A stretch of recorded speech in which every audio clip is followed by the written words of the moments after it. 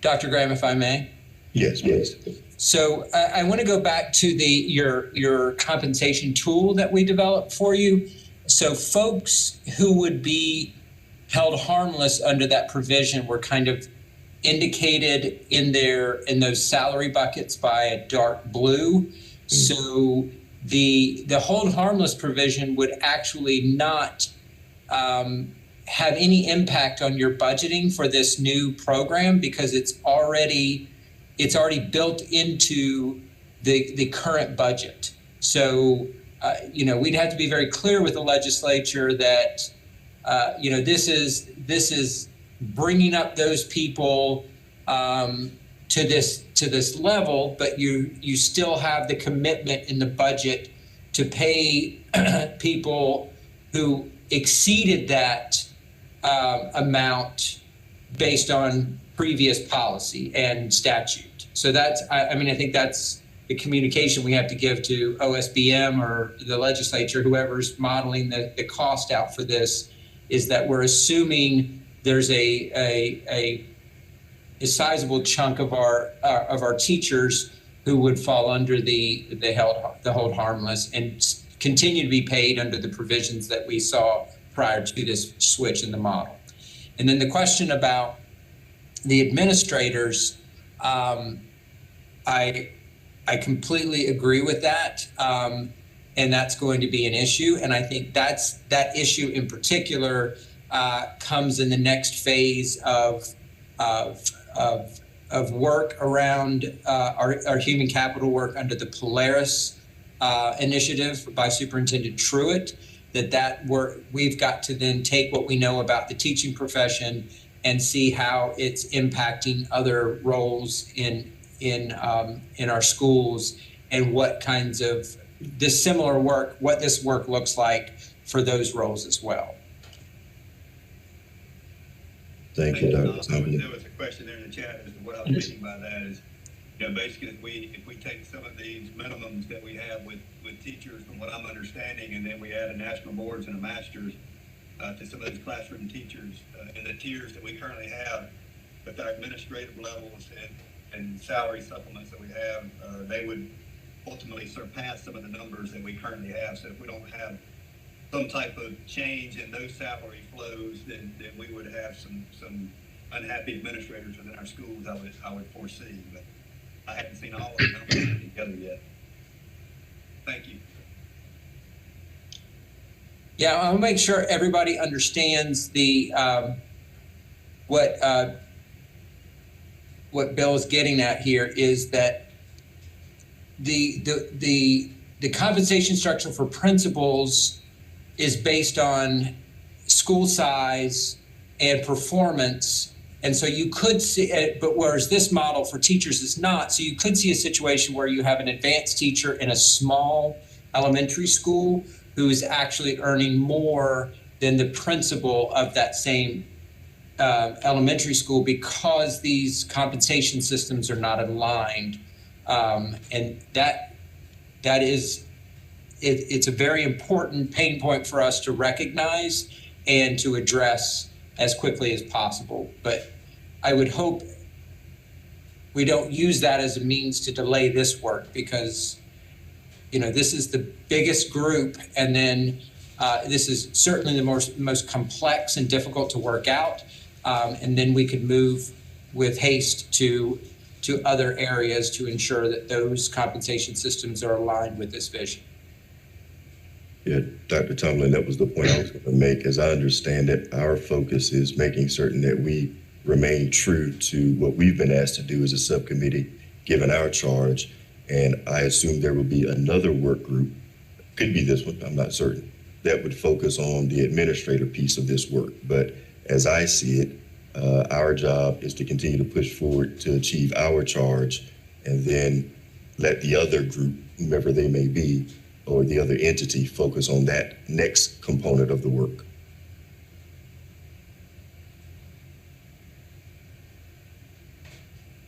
This is Brian. If I could offer one more thought on the national board, which is we are proposing something that's going to raise salaries across the state for teachers, which is an excellent move.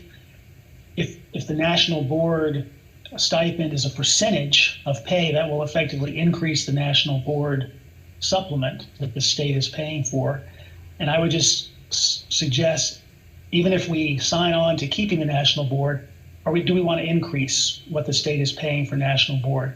I would argue no, and therefore we should consider recommending capping it at what it currently is, so that it's not an increasing amount of money going to national board, but rather it's held the same. So whatever 12.5% is at a given level, that we wouldn't go above that for, and it could be converted to a dollar supplement instead of a percentage supplement, where it could be percentage up to a certain dollar amount.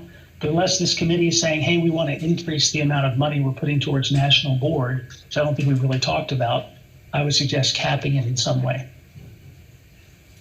So let's do this, you all, because I don't want us to get too far off track here. Let's stay with the minimum levels first. Let's get through that conversation. Then let's circle back and hit the national board piece and the master's level. So let's kind of handle these in order if you all are okay with that. So with the learning permit through license 3 minimum levels, going back to something Dr. Fleming said before, we had a lot of consensus in this space already, but we wanted to make certain today that we are good with what you see on the screen before you. So is there any unreadiness with any of the minimum levels that you see here?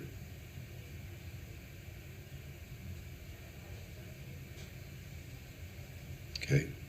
Hearing no unreadiness, then let's cycle to the next screen.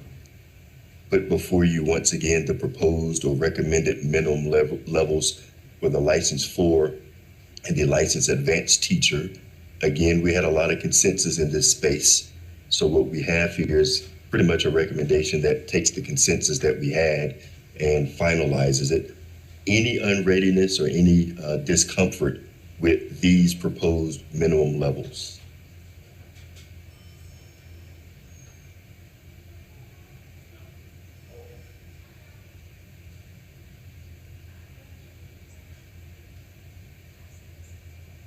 Okay.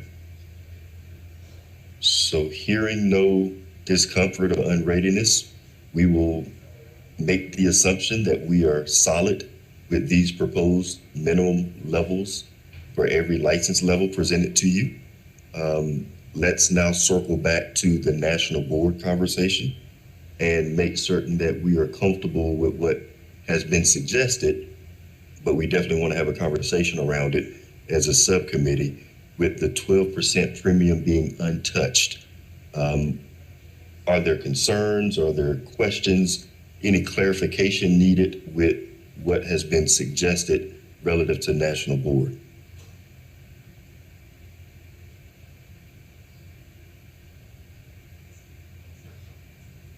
Dr. Graham? Yes, sir. This is Tom. I just want to make sure I'm understanding what Dr. Hassel said. Dr. Hassel, are you saying that whatever the teacher's current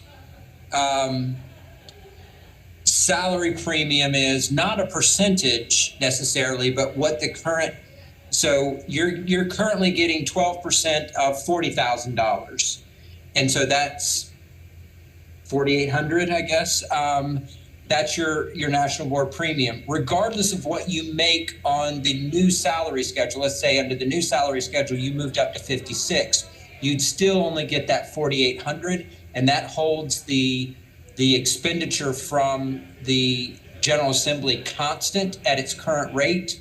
I just wanted to make sure I understood what, or are you just saying whatever your salary is, you still get the 12%, and that by nature would expand the cost to the General Assembly? I was thinking, rather than capping individuals, we'd cap the supplement. So currently, whatever there's a maximum supplement that you can get for national board based on the current salary schedule. What if we capped it at that, and then you would get 12.5% up to that? But it wouldn't go higher, and therefore it would cap what the state is having to spend on this particular thing, which some people think is great and others aren't as excited about. Thank you. So this is Stephen again, and I would say that we've had the national board 12% supplement for a good number of years, probably 12 to 15. I'm not sure exactly how many, but we've had some salary increases during that time. And every time we've had salary increases, we've not capped with those increases. So by nature, those salary increases have expanded the overall base for teachers. So this would be deviating from past practice. I think the more we change here, the more we risk bad will. I love increasing salaries for teachers and administrators, but I fear that there'll be a group that just when master's pay went out and things like that, that there'll be a lot of pushback and kickback with negativity with things as well. So I would maybe advocate to try to keep things as streamlined as possible with past practices that we've had, since we're already kind of overhauling the salary structure at this time.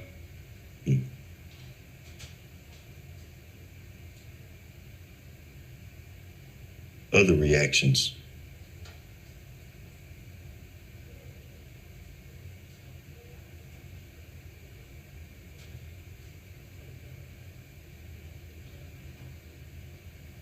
So this is Tom. This is an observation that I've observed in the data that I just want to put in front of this committee, is when we look at national board certification in terms of effectiveness. So we're building an effectiveness model and a competency model. We don't see differences in teacher effectiveness when you control for years of experience and other certifications and demographics.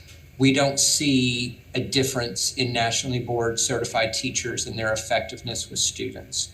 And I think that's the problem with it's going to be difficult in a world where we've shifted to an effectiveness focused model to continue to justify differentials based on things that don't have the relationship with student outcomes that we've built our model around. And I'm not advocating either direction. That is an observation in the data that we see across the state.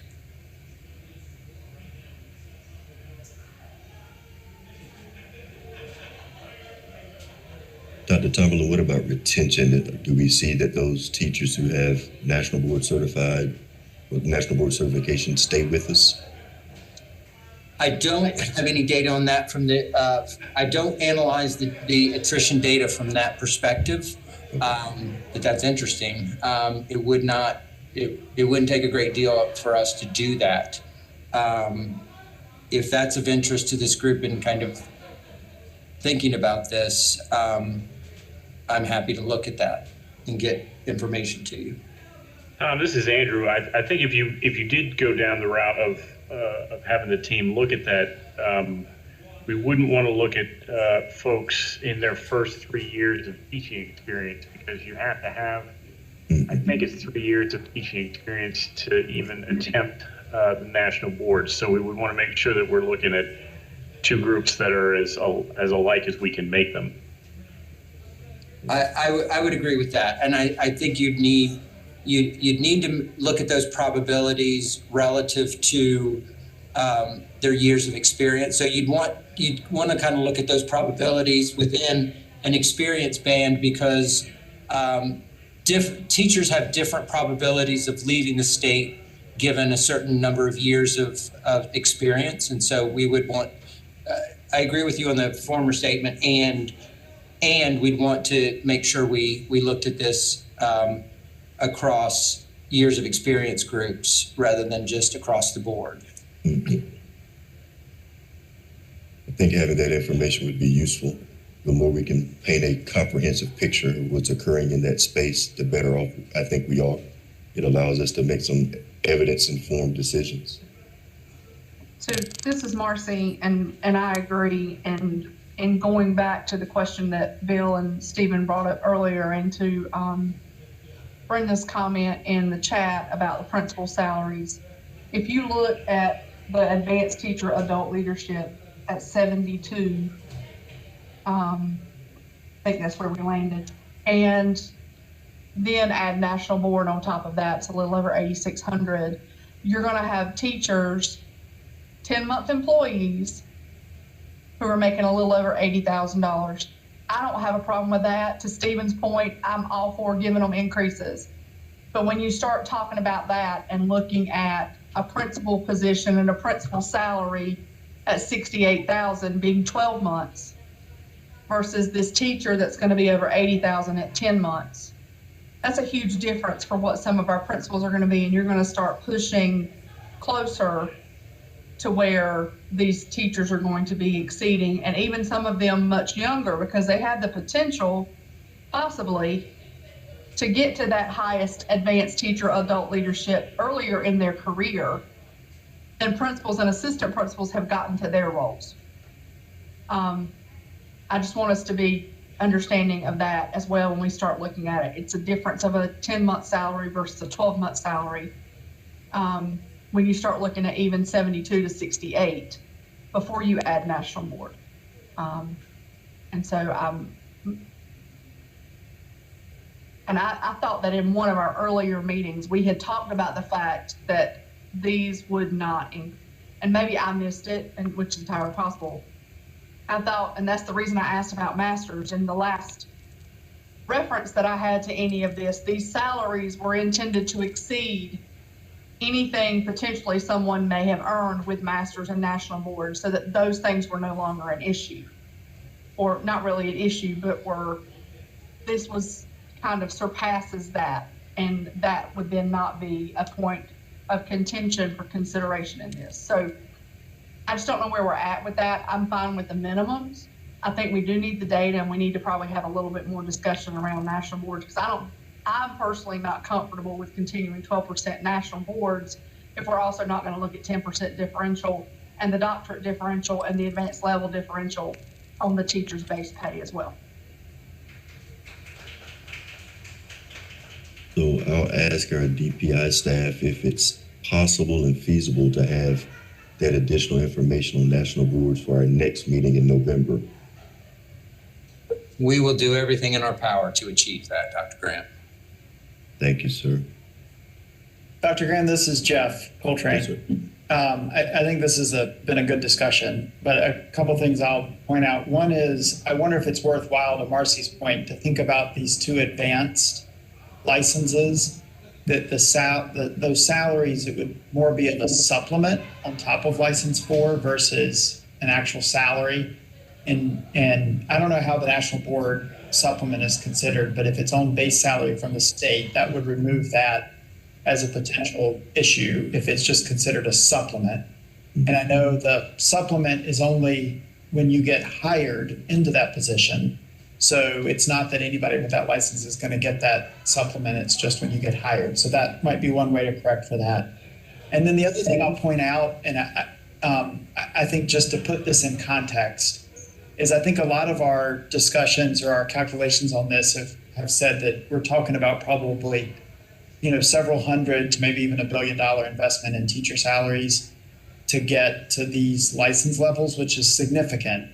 But there's only, at least according to the National Board website, there's only 23,000 teachers who have ever earned National Board certification in North Carolina, and there's probably a big chunk of those who have retired. So that's not even all the ones that are teaching.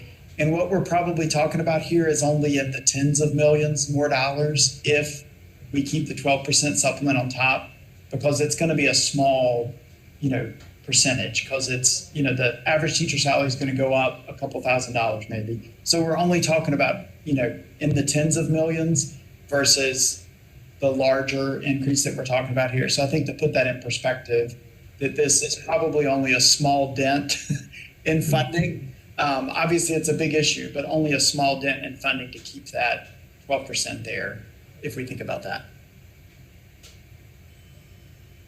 Thanks for that context, Jeff. I want to circle back because we've kind of gone back and forth with the license advance conversation with whether we use a supplement approach or if we use what's on the screen before you in terms of having a set amount for those two different categories. And I do want to make certain that we have some time to enter that debate, if you will. So I would love to hear from others about the supplement approach on top of the license 4 as opposed to these fixed salary amounts. What's the feeling and the sentiment among the committee? So this is Marcy again, and I will try to be quiet after this. No, you're I fine. like the idea of a supplement or a stipend on top of level 4 for those two. Primarily, well, only in addition to the other concerns we've talked about, it also, if the people for some reason move down, for lack of a better phrase, even though this is, I know, not a top-down kind of structure, but if they move down a level or go to a different level, contractually, we could write into teacher contracts that this stipend is subject to remaining at this particular level. And it's not considered in statute a demotion if they lose that stipend. Typically, that's the way things have been written in other contracts. So that would be another benefit to districts and almost a fail-safe for that process. That's great, Marcy. Thank you. If I remember in our previous conversations, and I'm not looking at this, so don't hold me to it, but I think when we talked about the stipend, the classroom excellence, I think, was a $5,000 proposed stipend, and the adult leadership was a $10,000 stipend on top of the license 4. I think that's what we said. Don't hold me to it. But that gives us a sense of what we might be considering.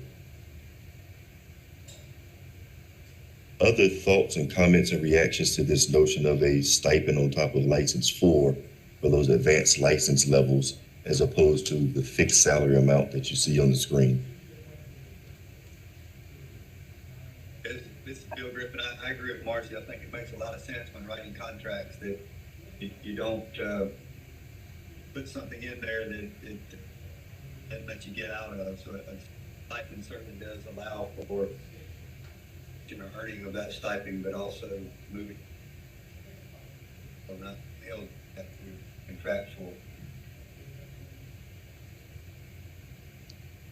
Yeah, I'll echo that. That's a really good point, Marcy. I would, if we go that route, I would suggest kind of going back to the percentage concept as opposed to a fixed dollar amount, because otherwise you have to go back into statute and raise that number periodically, and it'll fall behind and so on and so forth. So if you make it as a percentage over 4, the rising tide will lift all boats, so to speak. Thank you. Other thoughts, reactions, comments to a percent stipend amount?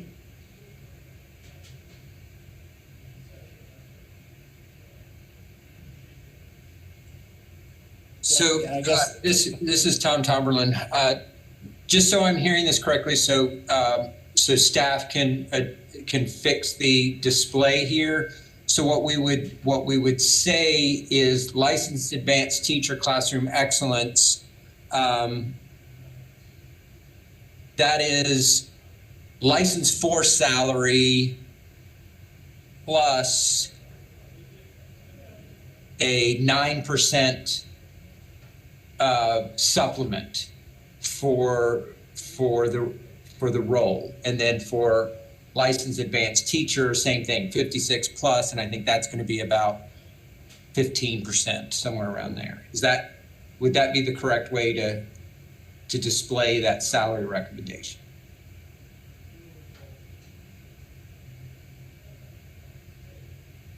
Yes, that would be the correct way. I'm not certain on the actual percentage number, Tom, but Brenda. Actually, so just to let everybody know, when you do those percentages, you'd be coming out with a 9% premium for the licensed advanced teacher and a 28.5% for a licensed advanced teacher. And just want to check and make sure those are the percentages we want. Thoughts, colleagues? 9%, 28%. Brenda wrote 10%, 30% in the chat, so it's the same neighborhood. I guess to Brenda and Brian, is that sort of where a lot of the advanced teaching roles districts are now, is sort of in that ballpark? Yes, they can go higher. I think in Charlotte it's about $20,000, but it's in definitely this is very much in keeping with advanced roles. I'd only suggested 10 and 30 just to keep it up, kind of a rounded number. Could be 10 and 28 or whatever.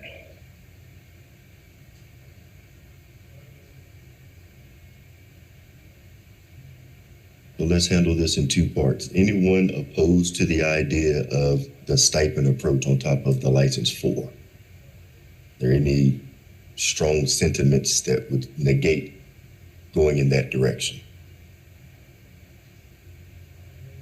Anthony, this is Ethan. Just make sure when you say the stipend approach, you're talking for the national boards or masters, not necessarily going to the licensed advanced teacher roles, right? Yeah, I'm only looking at the advanced teacher role. So the 56, the license 4 plus some percent supplement. To get to okay. Yeah.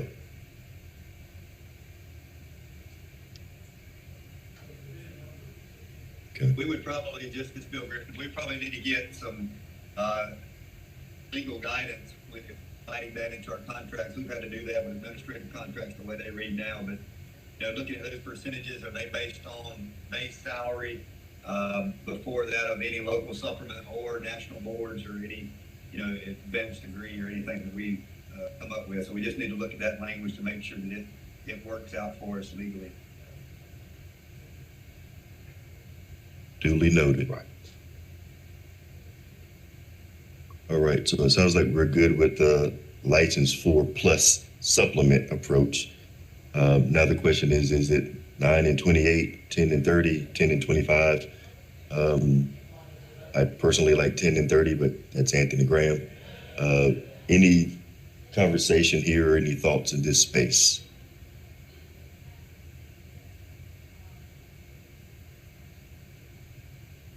Would anyone be opposed to 10 and 30? Let's go that route.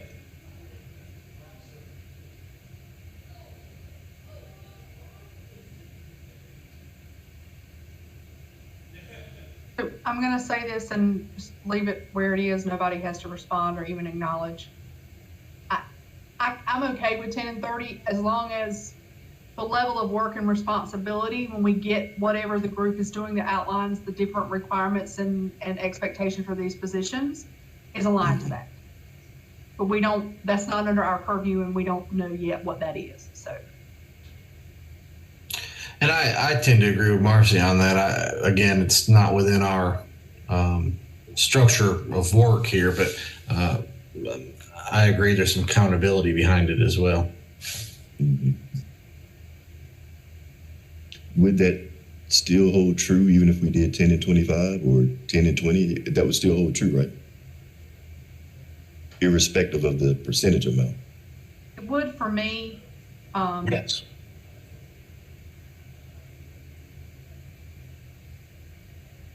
But again, it is what it is. So this is Tom, Dr. Graham, if I may address that issue. So in general, the state defines the requirements and the duties for the role that's funded with state dollars. We generally do not exercise authority over how an LEA implements those roles. So to your point, I think if the question is, can we ensure that everybody who's earning this money and every district across the state is doing a job that's worth that money? I don't think the state would be in a position to make those assurances. I think that's a local accountability issue from my perspective. But I'm sensitive to your point, and I understand what you're saying, that the general requirements of the job at a high level would be something under the purview of the State Board of Education, and we could certainly do that, but that doesn't necessarily ensure consistent implementation across the state.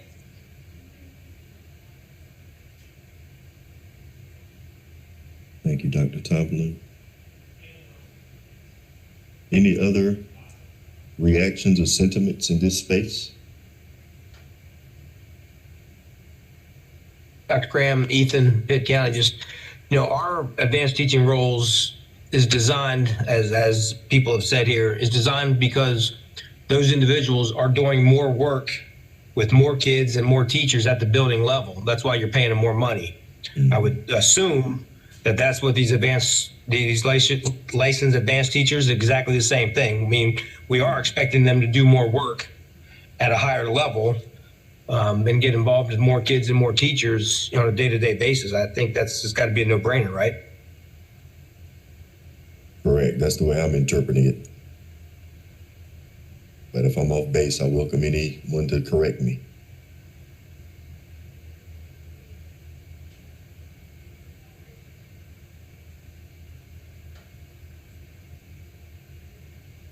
So to recap, what I think I've heard, and again, if I'm wrong, let me know, is that the license 4 salary that we see on the screen will remain as it is, $56,000. And then for the advanced teacher roles, it would be a license 4 plus supplement. For the classroom excellence, it would be 10%. And for adult leadership, it would be 30%. Are we in agreement on that approach?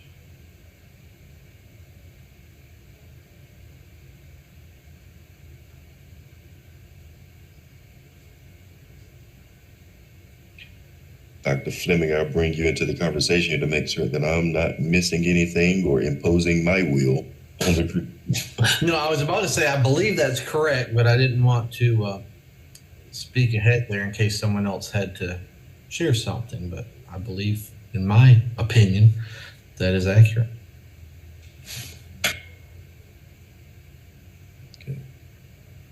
So trying to do the good teacher thing here at wait time, but hearing no additional commentary, then what we'll ask the DPI staff to do is to revise the screen that you see before you to reflect what I've said a few moments ago with respect to the license 4 plus stipend or supplement, whatever language we use for those advanced teacher roles.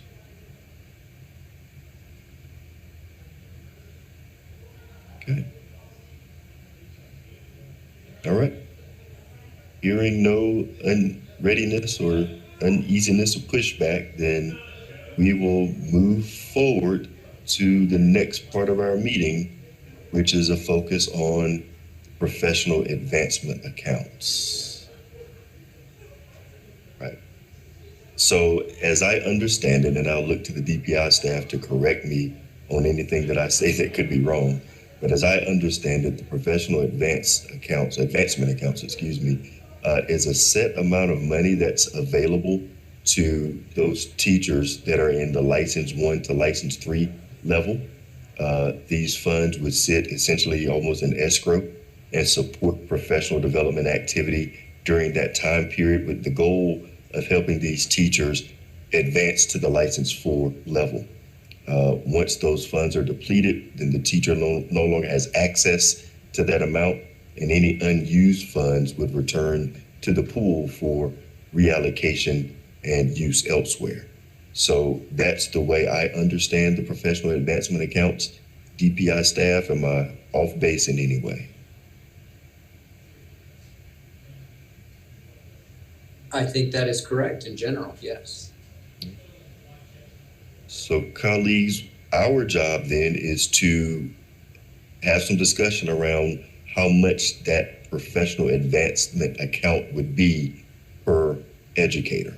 So we had a conversation a couple of weeks ago, and Dr. Fleming had a great idea that we needed to take a look at what school districts were spending with respect to professional development with our classroom teachers across our local, state, and federal sources.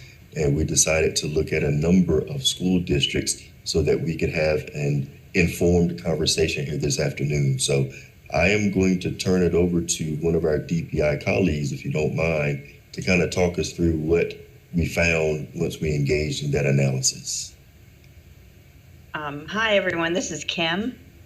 So I reached out to several LEA representatives from the subcommittee and then also ones that serve on PEPSC itself from that membership, and gathered these 6 counties, and I wanted to give everyone kind of a snapshot of the roundabout numbers for the students, so you get a sense of how large or small these counties are. And so then the districts reached out and provided an individual snapshot of what that average cost would be. And it comes from local funding, state funding, and then federal funding. And then they let us know how many teachers or certified employees are provided within that LEA for 2 particular years. So it was 2018 to 2019 and then 2019 to 2020.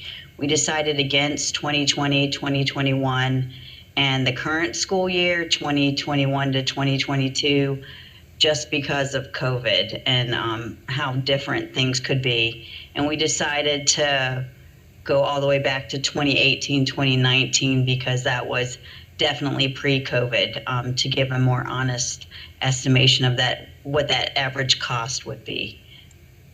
So if Dr. Fleming wants to jump in for HARNETT County, I'm going to give him the opportunity.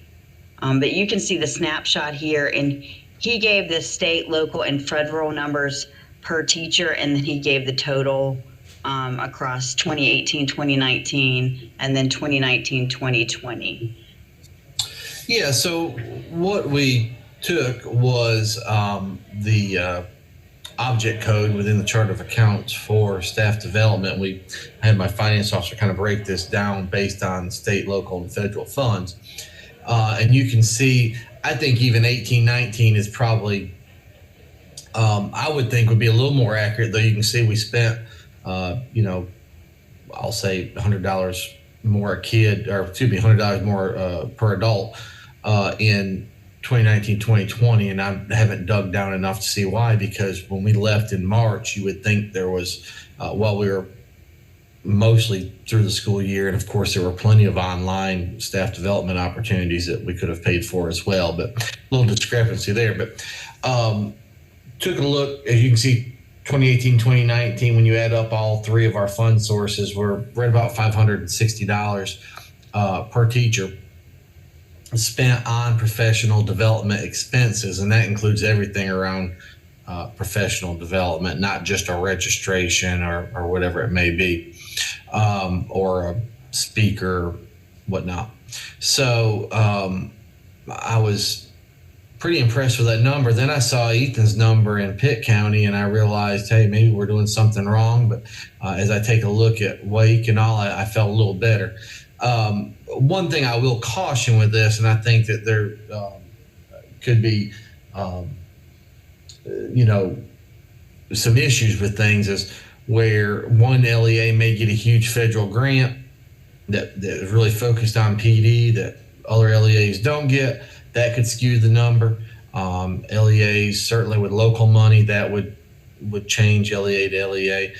State money could as well, but so much of that is categorical that might be a little closer. But happy to answer any questions. I know we have the other folks on here too that can talk for their LEAs as well.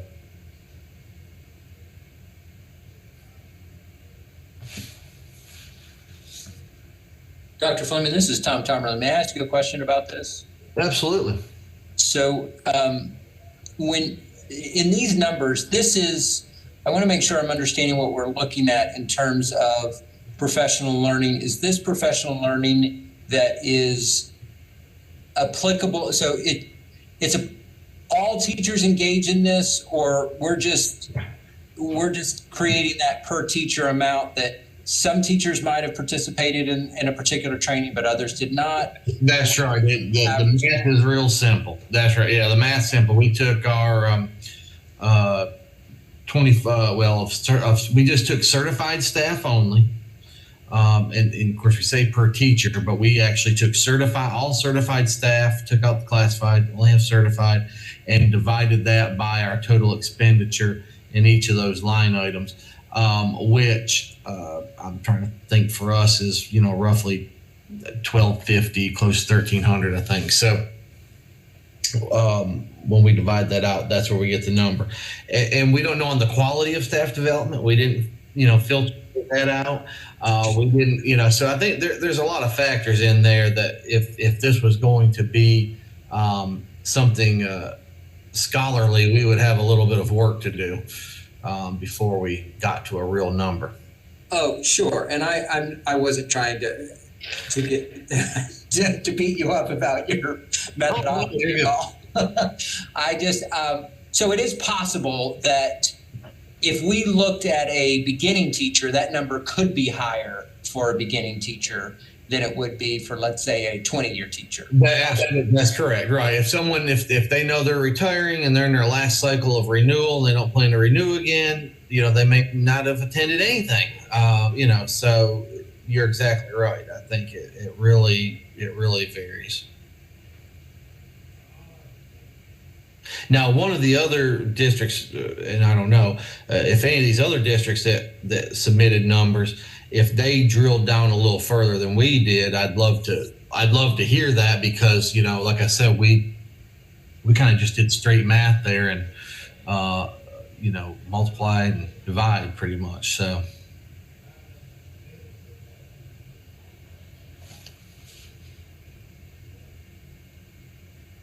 We do have a question in the chat area that I want to make certain we address about the account addressing expenses of a level 1, level 3 teacher obtaining licensure, which often includes coursework and licensure exams.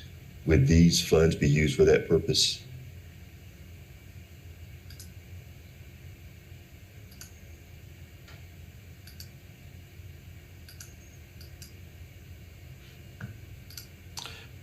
I assume that's a DPI question. Right. Then I'll follow your assumption then. I wasn't sure. I would say the answer to that question is yes. The whole purpose of the professional advancement account is for the beginning teacher to engage in whatever activities or professional learning would help him or her move to the next license level. So that I don't see us as putting any other parameter around it than what I just expressed. Like, this is for the purpose of moving you from license 1 to license 2 to 2 to 3, et cetera. That's a great question, Ms. Chair, because that's going to help inform what we need to consider as the amount that we place in this account then. So, very useful inquiry. Because that was going to be my comment regarding that. Of course, coursework, very expensive, and they're often taking 2 courses at a time. Licensure exams, most of them require at least 2 tests, which are between $150 and $200 each. So that's between $400 and $600 at least. Licensure exams. So to look at spending on PD, also need to look at some of those requirements that are set by the some of those teachers are going to have to also have to the next level.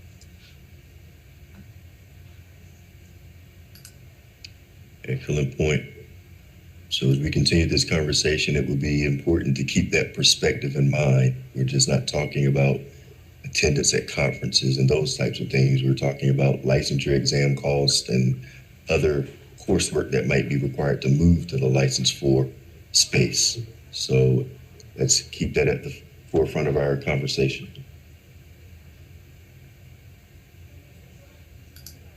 So next we have Pitt County, and they provided us numbers with the overall cost, and then broke it down according to the number of teachers for the individual cost per teacher.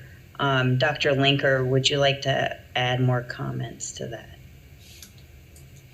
But I think it's maybe self-explanatory. I would say ours, our federal dollars are high because of the, we got that federal teacher incentive fund grant years ago, and also the state gave us money for that, gave us $6 million 5 or 8 years ago, so for that as well. So I did have to look at ours. We seem to have a lot of money in PD, but we've gotten a lot of money from the feds and the state to do it.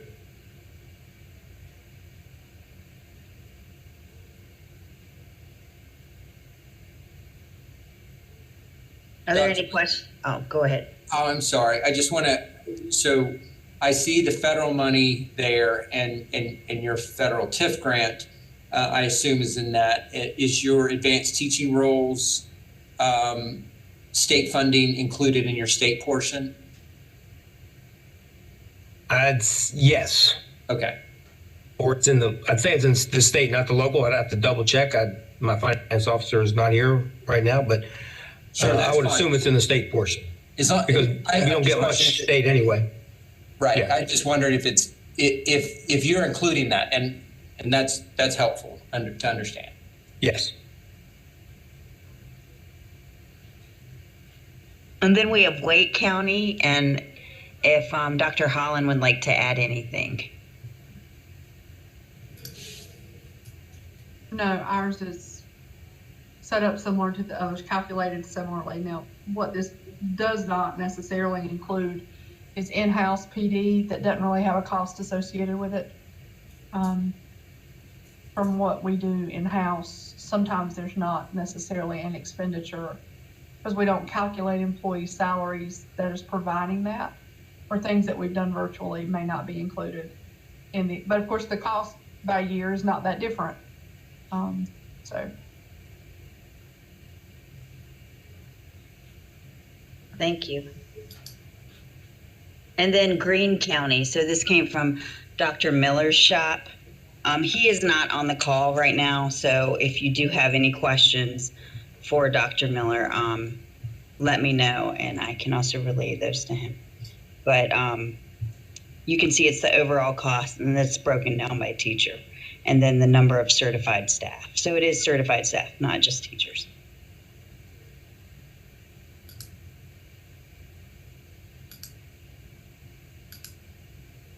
And then Watauga County. So, Stephen Martin, you wanted to say anything?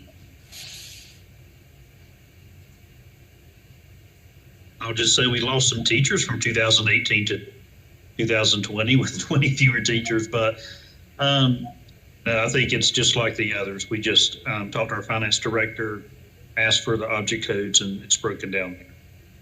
Fairly consistent. Thank you. And then Caldwell County. I think that's Dr. Griffin. Yes, thank you. We all use, I believe, the same formula trying to derive what we came up with was our numbers there. That's for Caldwell County. Thank you very much. I appreciate all of the LEAs who were willing to provide these snapshots for the group. If there's any particular LEA that you would like to return to or look over them once again, please let me know and I'll go back through them. Thank you, Dr. Evans.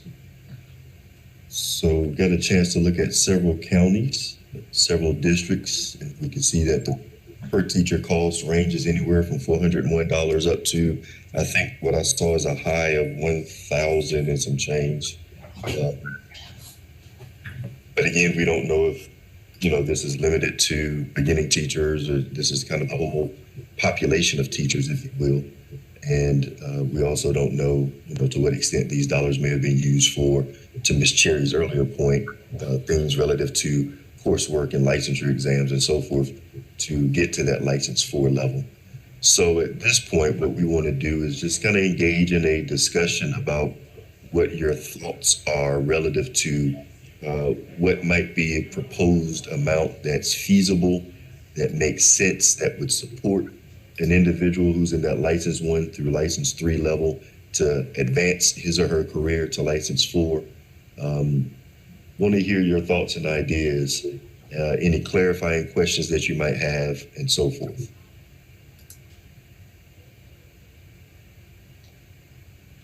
And Dr. Graham, I'd be curious to hear from Dr. Tomberlin maybe on his thoughts.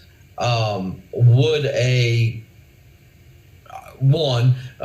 should we differentiate that number based on the level? And a little look into the trends on, like he compared a first-year teacher, maybe to a 30-year teacher. So should we focus on first-year teachers having or initially licensed teachers, license 1, 2, 3? Should we look at a higher pot for them compared to an advanced teacher, or should we look at a higher for advanced teacher than another teacher? So this is Tom, and that's a great question, and I want to be clear. I'm answering this question as a member of the Human Capital Roundtable, and so I would encourage Jeff and Brenda to weigh in on what I'm getting ready to say as well. I don't see, so one, to answer your initial question, so the 30-year teacher, presumably, we would hope, would be at the license 4 level, and therefore would not have access to this professional advancement account. So this is not, and I don't see this professional advancement account as supplanting any of the funds that you're receiving now for general professional development within the LEA. This really would be targeted at folks who are engaged in the licensure progression work. And so those funds should be separate funds, I think. From whatever you're getting, if we can make that case with the General Assembly, that would be great. That, look, your professional development funds, this is what none of these numbers that I saw jumped out at me as being, wow, that's heavy investments in staff development per teacher. They seem modest to me. So the argument here is not that you need less money to do the general professional learning work you do with all your teachers. The argument here is these teachers are in a period of time when we are establishing, this is the time of the most expansive growth in terms of these teachers' effectiveness, and we need to provide resources to facilitate that growth and to maximize that growth as they move into through the licensure process. So when I think about this, I think about this money being solving a couple of problems for us. One, the mentor problem. So the mentor problem here is that we are largely relying on the goodwill of some of our advanced teachers and to take on this service. Most of our districts don't have any substantial money to support this as a really intensive and dedicated process, which we know it's critically important for our teachers. So could that money, I would see that money as being used to provide supplemental income for a high quality mentor. And then the question that Ms. Cherry raised about using this to meet those licensure requirements, absolutely. It could be coursework, but I want to broaden that definition because in our other groups, we are talking about alternative ways to satisfy the licensure requirement other than a test. So if we're talking about demonstrated competency for these skills, what does that cost in terms of, getting someone to coach you through that, or giving you giving feedback on a submission for a micro credential? Those are all things with cost. that we would see as being under the purview or an allowable allowance under the professional advancement account. I don't want to limit this, but on the other hand, we need to signal to the General Assembly that this money is not going down some rabbit hole and we don't know how it was spent. The vision of the Human Capital Roundtable was that these funds would be tracked, and they would be tracked by how they're being spent, and there would be some analysis on the back end of how effective were these strategies. And with the idea that the less effective strategies that didn't have a return on investment would go away, and those that really had impact on advancing our teachers would become much more strongly adopted across our beginning teachers. So that's how I'm thinking about it. I don't want the idea to be that we're somehow going to supplant any of the precious little professional learning resources that our LEAs get. This would be a targeted and monitored separate account dedicated to those teachers moving through the licensure process.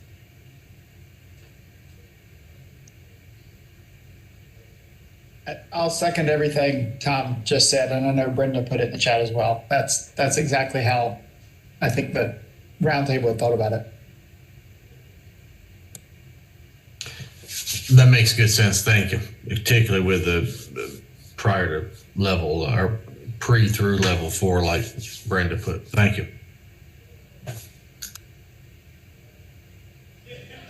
So this is Brian. I just have just a clarifying question. So is it envisioned that these accounts would solely be used for expenses that are necessary to advance along the licensure road? Because I would endorse that. I don't think there's any evidence that having people go to conferences or sign up for PD sessions offered by some vendor in New Mexico, that has any impact on teaching effectiveness or student learning. I mean, please correct me if I'm wrong, but I think that's generally thought to be an enormous waste of time and energy. However, moving along the licensure path by taking required courses or getting micro-credentials that count or taking tests that count, that seems like necessary expenses that would otherwise be coming out of someone's pocket. So I would lean towards setting this amount at what we think it would actually cost to move along the licensure path, and not a lot more, because the lot more I would think is largely going to be wasted. Much better to have them spending their time in their schools, working with the advanced teacher leaders, doing professional learning on the job in the school, than signing up for a conference in New Mexico or wherever you may find it. That's my 2 cents. Those are very good 2 cents, Brian. I agree with you completely. I think costing out what we would project it to be to move to that license 4 would make good sense and help inform what we might set as an account amount. But I agree with you completely. That's my take.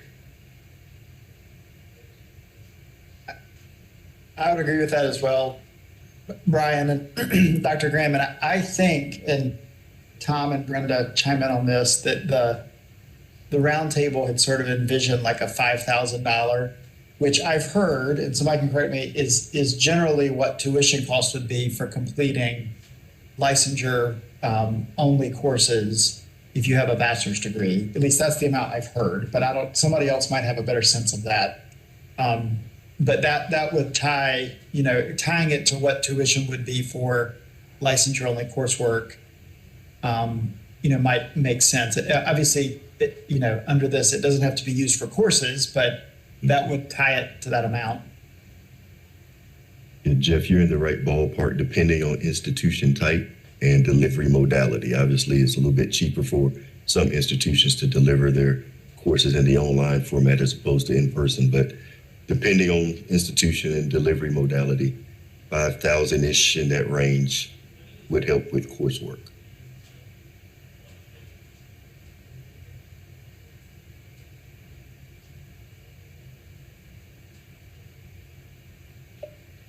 which I feel obligated to point out, is in effect raising the salary of those beginning year teachers without doing it directly. Mm-hmm. That's a good point.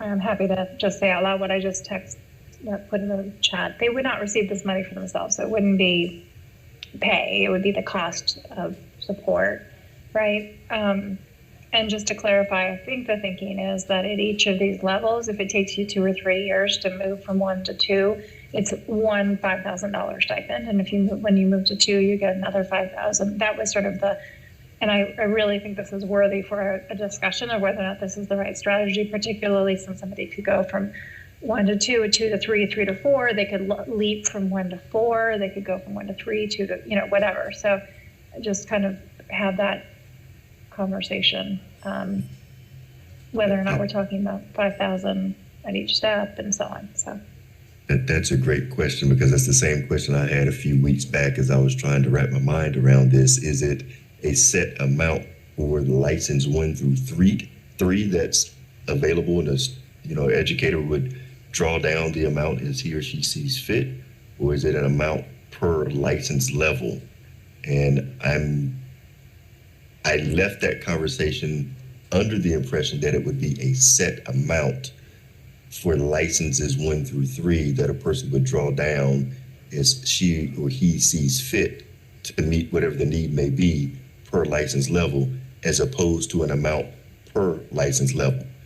That's the understanding I had from that conversation. So let's have that discussion here today so we can make certain that we're all on the same page. So I will look to the DPI staff again to help clarify how would this work in action as you understand it. So this is really tough because this is a blend of, so I think from the Human Capital Roundtable standpoint, the idea as Jeff and Brenda articulated, it would be a set amount of money when you enter a license level, and then that's either the apprentice through level up to level 4. So in Brenda's scenario, where you jumped from license 1 to license 3, let's say, or license 1 to license 4, if you jump from license 1 to license 4, you would have gotten let's say it's a $5,000 stipend. That's the amount we set. You would have gotten one $5,000 stipend. Once you hit license 4, that goes away. So if you jump from 1 to 3, you would get a new set of $5,000 when you moved into license 3, and it would be a one-time allocation based on your movement within the licensure tiers. Now, going back to the question of escrow, I think is the term you used, Dr. Graham. In a sense, this would be held in a PRC, I would imagine, like we do for most state funds, that the employee could draw down from. So that raises the question of as well of kind of what is the employer's role in all this. I would imagine that the employer would have to have some input into this. They're the ones that manage the state funds. You certainly would want the employer to have some authority to tell a teacher, no, you can't sign up for, Dr. Awesome's guaranteed teacher effectiveness correspondence course with your $5,000. It'd have to be something that had some level of rigor, or, I don't know exactly how that works, but I think that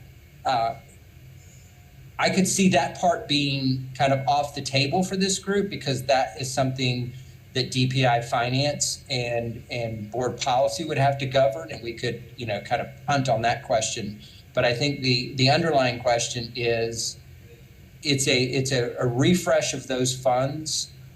Those funds can never be kind of rolled over. So if you only spent $1,000 to get from license 1 to license 2, then the other $4,000 reverts back to the state or whatever, and you get a fresh $5,000 when you enroll in license, the next license level. And if I missed, there was a lot in your question, so if I missed covering any of that, I apologize.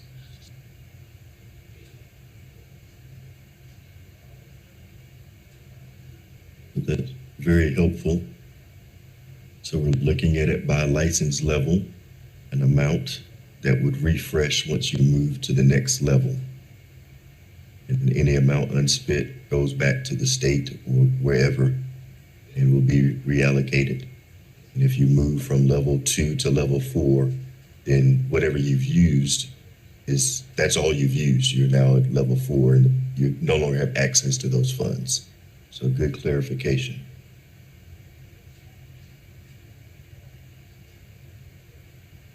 Any other clarifying questions or any thoughts or responses that anyone would like to share?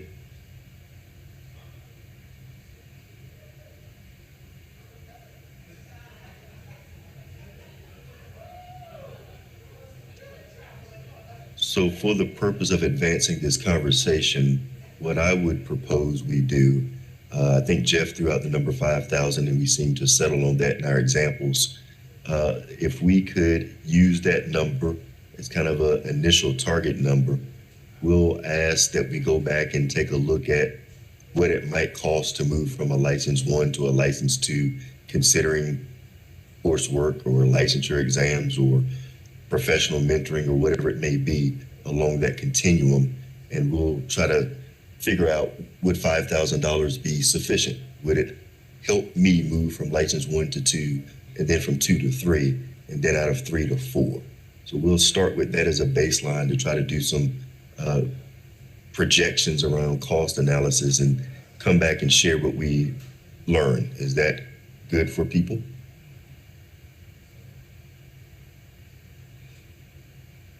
Any objections to that approach?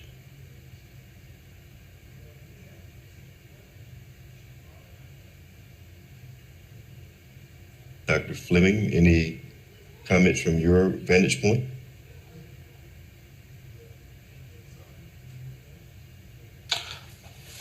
No, I like where we're at, and I appreciate everybody's thoughts on this. I have thought a little bit with us on a process on the professional advancement accounts and a process of which again may not be within our realm of discussions. I do have concerns about what would be quality and kind of the authority, but from Tom's comments there, I think there would hopefully be some level of quality control there, but the amounts I'm certainly fine. Okay. All right. Any other comments or thoughts? All right, so more to come on the professional advancement accounts in our next conversation. So we'll transition then to our next agenda item here. And before we get to the adjournment piece, I want to share with you an email that we received, we being Dr. Fleming and I, received on Friday, October the 15th from Dr. Patrick Miller, who, as you know, is the chair of PEPSC. And Dr. Miller proposed that this work continue, but in a different look, if you will. He suggested that we continue the subcommittee meetings through November, and then that Dr. Fleming and I work with PEPSC members and DPI staff to further develop the compensation and salary framework. Then we return at some point in early 2022, looking at February as the target, to seek your feedback and possibly your approval on the work that we would engage in with DPI staff and PEPSC over the next few months. So the thought process is that we would meet in November to continue our conversation. There would still be a December meeting. There would be a demonstration focused on micro-credentialing. So the meeting for this subcommittee would still take place in December, but it wouldn't focus on the compensation and salary framework. It would focus more on the micro-credentials demonstration. Then in January, perhaps no meeting.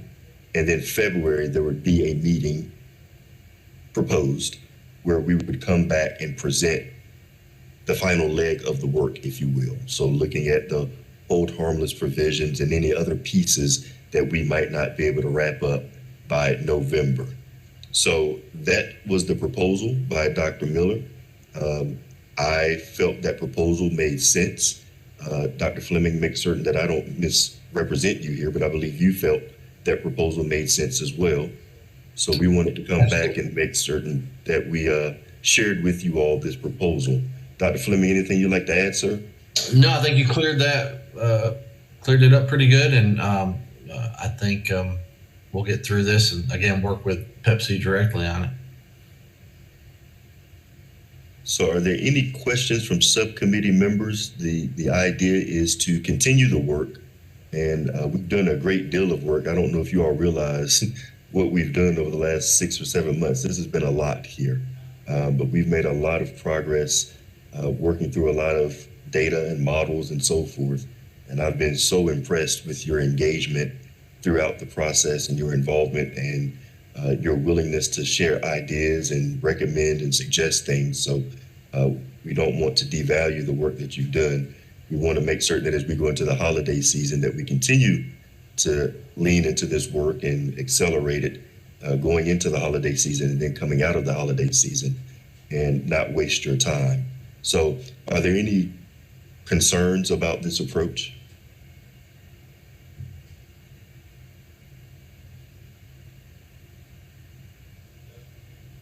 Okay.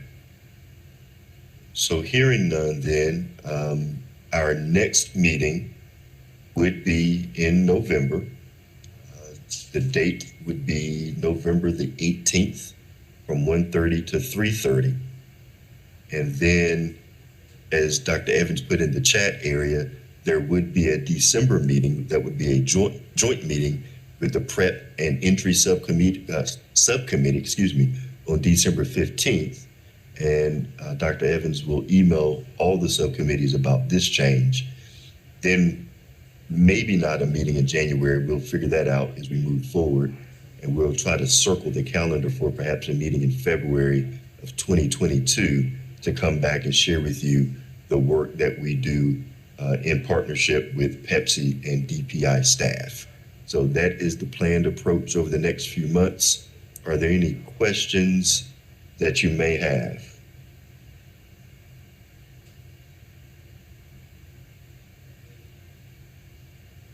Dr. Fleming, before we adjourn, any input or thoughts from your perspective?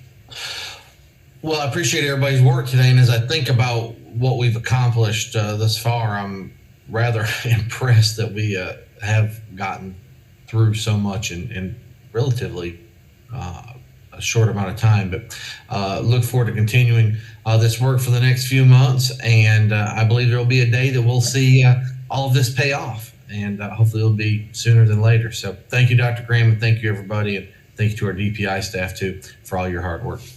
Absolutely. Thank you, Dr. Fleming. So if all hearts and minds are at peace, then I will ask for a motion to adjourn. So moved, Monica Lambert. Thank you. May I have a second? Second, Jackie Ennis. Thank you. It's been moved and properly seconded that we adjourn the meeting. All those in favor, please say bye. Bye. Aye. Meeting adjourned. Thank you all.